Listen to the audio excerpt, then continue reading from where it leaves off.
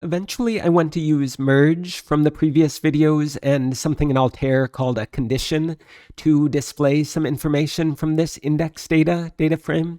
But before I can do that, I need to do a little pre-processing. So that's what I'm going to do in this video. So remember that there's a date column in this data frame. Kind of goes from 1965 to 2021. And right now they're just strings. Okay, the evidence for that is that dtype is listed as object. And if I try to convert it into date times, then what goes wrong is that Pandas incorrectly thinks that these first rows are from 2065 instead of from 1965. So there are a lot of different ways we could fix this. In one of the homeworks, we looked at one way. In this video, I want to show a different way. So let's go back to this df.date.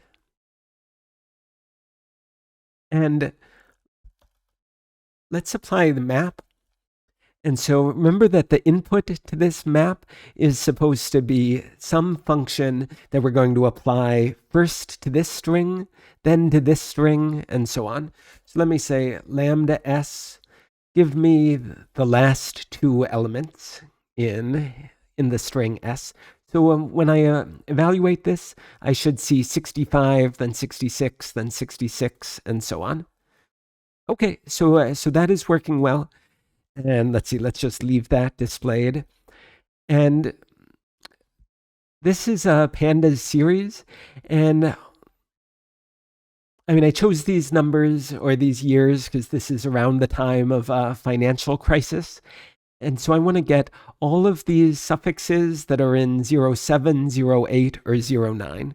And I better not use any inequalities because these are strings, they're not numbers. So here is one way I can get this. I can say dot is in. And so this is going to be saying, is it in this list that I'm providing? Is the value in 07 in the list containing 07, 08, or 09? And so what I'm expecting to see is all falses for now, because in this portion I can see they're all false. Okay, none of them is exactly equal to 07, exactly equal to 08, or exactly equal to 09. So if one of these was like 209, it would still be false. Okay, because 209 is not exactly equal to 09. Okay, and so is anything true in here? I can do dot sum to find out. Yep, there are about 10,000 trues, so that's good. So let me keep this. And let me just keep those rows, just those true rows in the original data frame.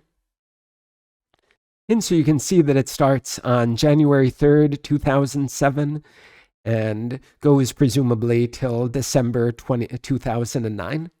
Okay, great. So let's call this, how about df sub? And I'm going to add a dot copy to the end.